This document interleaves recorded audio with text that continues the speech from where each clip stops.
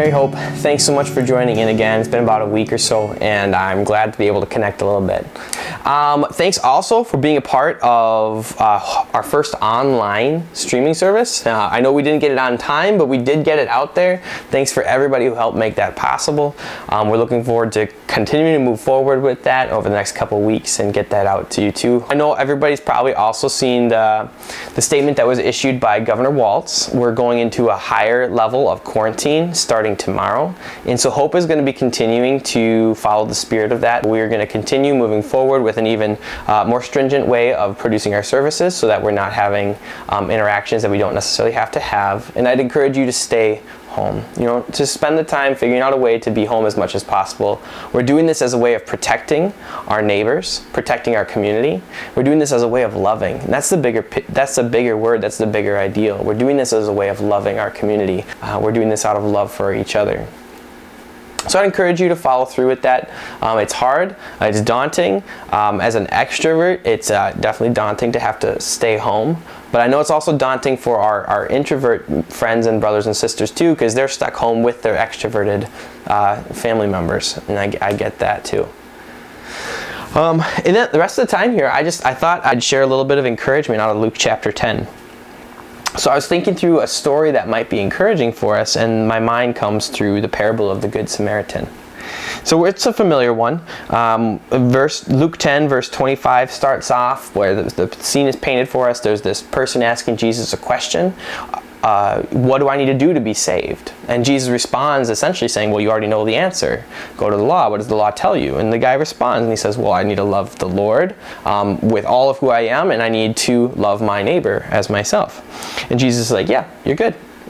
But that's not exactly what the guy wanted to hear. He wanted a little bit more. So in verse 29 it says, but he, that person asking the question, desired to justify himself.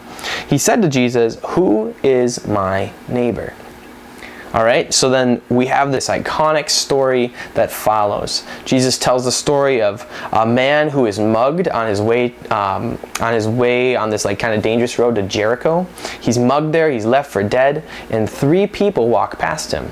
Now the first 2 are like religious leaders. They're the people that you would, if you were to go on YouTube and pull up somebody to watch to get some religious teaching, those are the type of people that you're looking at here. So essentially Jesus says, these people walk past. They have places to be, things to do, ministry to get done, and so they just move on, and they don't stop to help this man.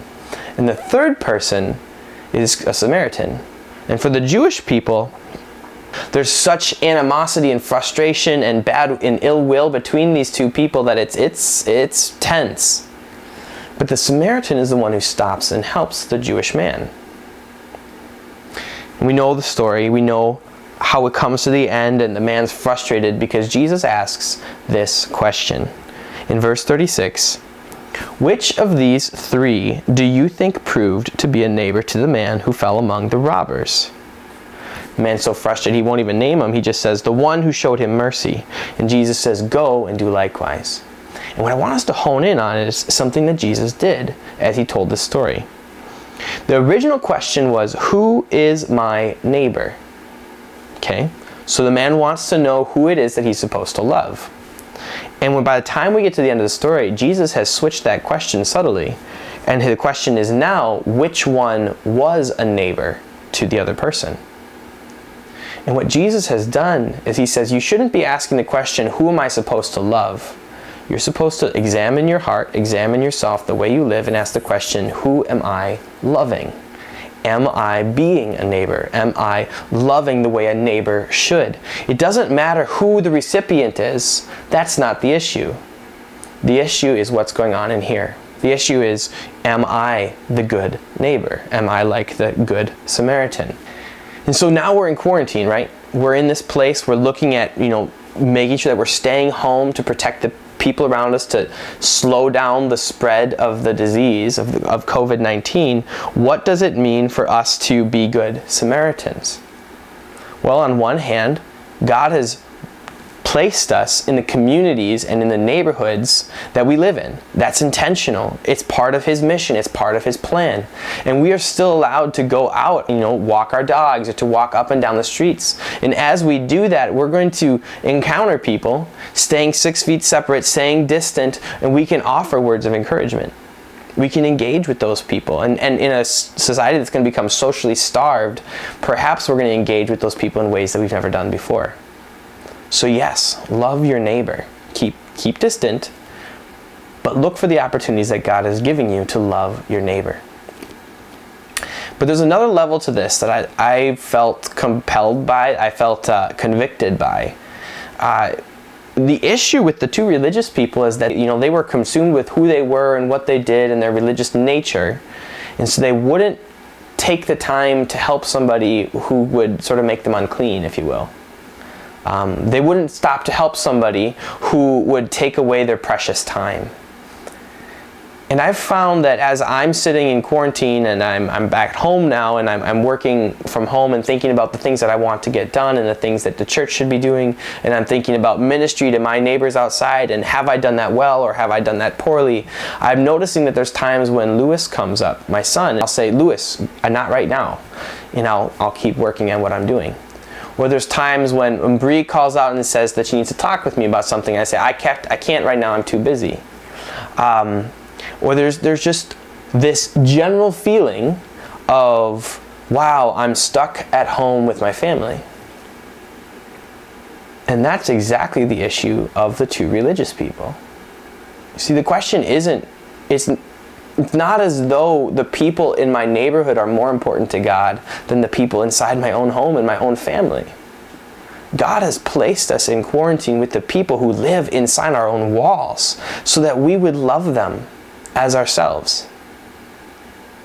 And that, in some ways, is even more convicting to me than the call to love my community around me and outside of my walls. Don't think of this time, and this is hard, but don't think of this as a time where you're stuck at home with people and you're dreading to see what, you're going to get on each other's nerves and cabin fever is going to set in and all that. That's the wrong mindset. Jesus calls us to go and do likewise, to treat our family as much as the neighbors across the street with the love that Jesus has shown us. Where are we going to get that love? I don't have the energy to do that. We're going to get that from His Spirit. So if we want to be loving our family well during a time of quarantine, if we want to be loving our neighborhood well during a time of quarantine, we need to make sure that we're spending time being recharged by His Word, being filled up in times of prayer with the Spirit, not spending too much time in entertainment at the expense of a good meal for our souls. So be encouraged to be in the Word, to take advantage of this time, to be with God. Be challenged to love your neighbor as yourself. Be challenged to love God by loving the family that He's put you in, by loving your housemates that you're holed up with. Love them. Put them first. Experience what it's like to love with the love of Jesus, even in quarantine. Until next time.